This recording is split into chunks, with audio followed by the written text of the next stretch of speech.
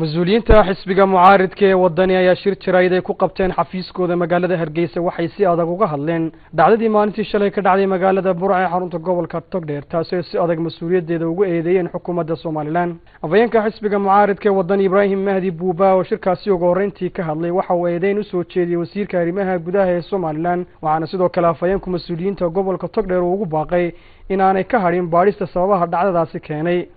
waxa ogtihiin oo aan doonayna halkan mar labaad idinka cadeyno in wasiirka arrimaha gudaha Soomaaliland mar golaha wakiilada uu hor joogay oo la weydiiyay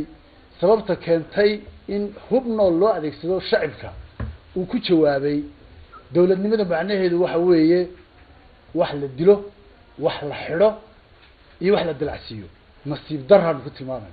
waxa ka war haysteen la socoteen oo ogeydeen in maamulkii gobolka Togdheer iyo maayarkii magaalada Burco shilkan dhacay markii ay ka hadlayeen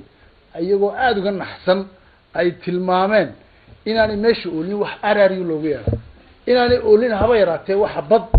loogu jawaaba dhanka kale injineer Cabdirashiid oo kamid ah madaxda guddida arrimaha dibadda ee xisbiga wadani ayaa isna jawaab ka bixiyay eedaha xukuumadda Soomaaliland ay soo jeedisay gudoomiyaha xisbiga mucaaridka ee injineer Faysal Cali Waraabe eedahaasi oo la xidhiidha kulan uu la yeeshay madaxweynaha dalka Soomaaliya waxaan leeyahay wasiirka حالي كهذا أرنتي فيصل وزير تقرأ آية وتنسى آية وحوي وحين نوجين ودوان دعضي إن وزير كمدحتوية الصومال يعني وزير كمدحتوية الصومالي يدوب يكون من وحين نوجين إن وزير حكومة كتر سنة يستيب بريرة وشيكتين إن يكهول قلين وكدم بيين doorashada madaxweyne xasan sheekh maxamuud oo iyagu ku lahaayeen waxaynu ogeyn in xukuumadda kulmiye ay dabarkii ka jartay oo sharcigii la furay oo la yiri